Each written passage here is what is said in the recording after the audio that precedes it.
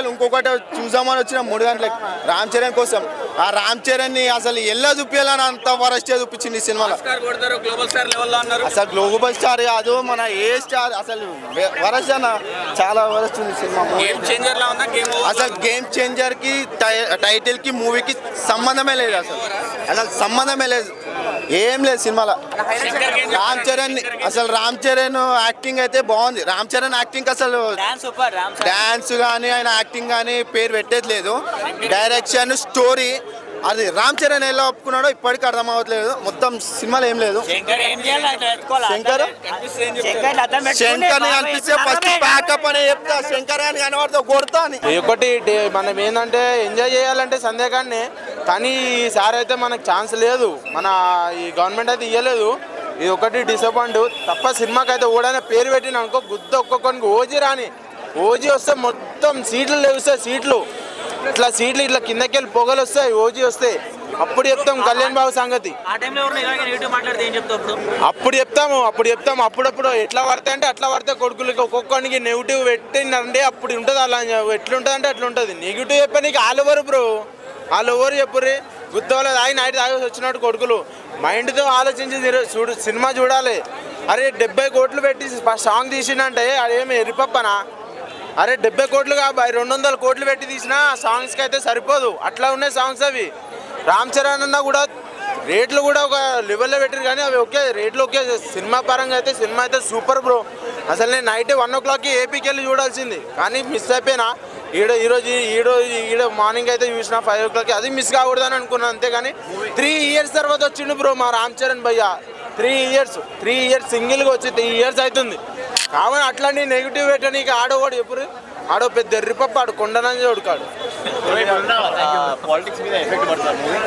Politics ఏంది bro? Politics అంటే ఏముంది బ్రో? ఏపీ ఎవరిది? పవన్ కళ్యాణ్ది ఎవరిది? పవన్ కళ్యాణ్. ఏపీ ఎవడైనా సరే నెగిటివ్గా పెట్టిననుకో ఒక్కటే అనికి. ఇప్పుడు ఏముంది బ్రో? అల్లు అర్జున్ పుష్ప 2, అది 2, ఇది 1. దానికి దీనికి చేయకండి బ్రో. ఒకటి సినిమా అయితే సూపర్ ఉంది. ఉండొచ్చు బ్రో. నెక్స్ట్ వచ్చేది RC16 కాబట్టి అది కూడా సూపర్ ఉంటుంది. ఇదైతే ఫ్యామిలీతో వస్తే మస్తు ఉంటుంది బ్రో. ఫ్యామిలీ ఎమోషన్ అయితే అమ్మ ఎమోషన్ చూడాలి బ్రో, అమ్మది ఎమోషన్ చూడాలి. ఒక్కొక్కరికి మైండ్ బ్లోయింగ్, కళ్ళల్లో నీళ్ళు వచ్చినాయి బ్రో సినిమాని చూస్తే.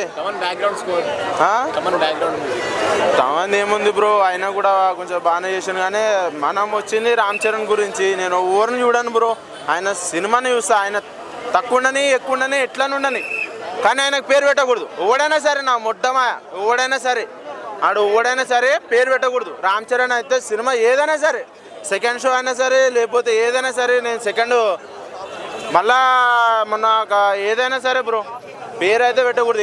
ఏ సుల్లియాడు వేరు పెట్టినా గుద్ద వలుతుంది కంపల్సరీ చెప్తున్నా. ఎవడైనా సరే నా మొట్టమా ఆడ పిచ్చి గుద్దలో ఆడు కామెడీ పండించాలని ట్రై చేస్తాడు, పండలేదు సరిగ్గా. Shankar mark in the sense ఏంటంటే ఒక ఎండ్కి ఒక మెసేజ్ ఇవ్వడానికి ట్రై చేయడము. చాలా మూవీస్ మిక్స్చర్ లాగా అయితే అనిపించింది. సర్కార్ మూవీ కానీ ఒకే ఒక్కడు కానీ, అంటే ఇది ఒకే ఒక్కడే ఏమో అనిపిస్తుంది, మళ్ళీ దాని తర్వాత ఎక్కడో వెళ్ళిపోతుంది. ఇదేమో అనిపిస్తుంది, మళ్ళీ అక్కడి నుంచి ఎక్కడో వెళ్ళిపోతుంది. సో అలా అన్ప్రెడిక్టబుల్ ఉండేది సినిమా. సో అన్ప్రెడిక్టబుల్ అనే ట్యాగ్ లైన్కి వాళ్ళు జస్టిఫికేషన్ అయితే అలా ఇచ్చారు. సో ఓవరాల్గా I give it around 6.5, 7/10. But నాది is like more on the lower side, ఎందుకంటే I expect more from a movie. Shankar film అని సార్ నేను ఎక్కువ ఎక్స్పెక్ట్ చేశాను. And at the same time Ram Charan నుంచి కూడా కొంచెం ఎక్స్పెక్ట్ చేశాను. ఇట్ వాజ్ లైక్ డైలాగ్స్ కొంచెం రామ్ చరణ్కి తక్కువ ఇచ్చారు, but he was able to pull off the action on the whole. నచ్చిందా? Okay, above average probably, yeah. And any specific questions ఉన్నాయా?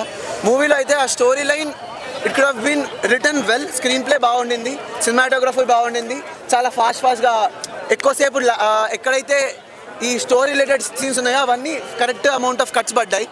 బట్ ఎక్కడైతే అనవసరమైన స్టోరీ లైన్ అనవసరంగా సాధిస్తారన్న ఫీలింగ్ అయితే కూడా వచ్చింది. బాగానే అంటే స్టోరీ లైన్ అనవసరంగా లాగేశారంటారా? లేదు, స్టోరీ లైన్ ఓవరాల్గా చూస్తే స్టోరీ లైన్ బాగుంది. దానిలో అన్నెసరీగా పెట్టిన డీటెయిల్స్ అని అవి they could have been short and up. అది చేయలేదు సరిగ్గా. ఎలా అంటాము, స్క్రీన్ ప్లేలో చూసి ఇది నెససరీ అన్న మాత్రమే పెట్టుంటే చాలా బెటర్గా ఉండేది. And run time almost 2 hours 40 minutes ఉంది. అండ్ అందులో సెకండ్ హాఫ్లో ఎక్కువ వెయిటేజ్ స్టోరీ ఉంది. అక్కడ ఎక్కువ వెయిటేజ్ ఎక్కువ కట్స్ అక్కడ ఇచ్చి ఉంటే బాగుండేది. బిఫోర్ లాగ్ అయిందంటారా మూవీ అనుకోవచ్చు. శంకర్ మార్క్ ఏమైనా కనిపించిందా? Shankar mark in the sense ఎలా అనిపించింది అంటే ఒక లాస్ట్కి ఒక మెసేజ్ ఇవ్వడం కానీ దానికంటే ముందు కానీ ఏంటి ఇట్లా ఫస్ట్ హాఫ్లో స్టోరీ ఎక్కువ కవర్ కాలేదు. సెకండ్ హాఫ్లో ఫాస్ట్గా ఒక శివాజీ సినిమా ఒకే ఒకటి సినిమా ఒక సర్కార్ సినిమా ఇవన్నీ కలిసి ఎక్కడికో వెళ్తుందిరా అనిపిస్తుంది. అక్కడ అన్ప్రెడిక్టబుల్గా ఏదో చేస్తున్నాడు. మా సినిమాలకు ఇష్టపడ్డారు. ఎలివేషన్ సీన్ ఉండాలి హీరో ఇంట్రోకైనా దేనికైనా సింపుల్గా తీస్తే ఎవరు యాక్సెప్ట్ చేయరు.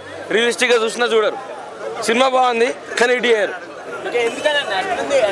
అంటే ఇప్పుడు హీరో వస్తే ఎంట్రీ ఉండాలి, ఓ బీజిఎం ఉండాలి. అట్లాంటి సినిమాలకు అలవాటు పడ్డారు అన్న. ఎనిమల్ లాంటి మూవీస్ హిట్ చేస్తారు. పొలిటికల్ డ్రామా సింపుల్ సినిమా చేస్తే ఎవరు హిట్ చేయలేరు. సినిమా బాగుంది కానీ జనాలు యాక్సెప్ట్ చేయరు. జనాలు యాక్సెప్ట్ చేయని సినిమా పొలిటికల్గా ఉంది. రియలిస్టిక్గా చూస్తారు. రియలిస్టిక్గా డ్రామా చేస్తారు. ఒక ఐఏఎస్కి ఎంత పవర్ ఉందో అంతా చూపించాలనుకుంటారు కానీ మనం యాక్సెప్ట్ చేయలేం. శంకర్ మార్క్ కనిపించింది. హీరో యాక్టింగ్ బాగుంది. శంకర్ గారి మార్క్ బాగుంది కానీ జనాలు యాక్సెప్ట్ చేయలేని సినిమా. ఇద్దరు హీరోయిన్స్ ఉన్నారు కదా బ్రదర్, వాళ్ళకి ఏమైనా స్కోప్ ఉందా స్టోరీలో? ఉందండి. అంజలి గారికి చాలా బాగా స్కోప్ ఉంది. మొత్తానికి ఎట్లా ఓవరాల్గా బాగుంది.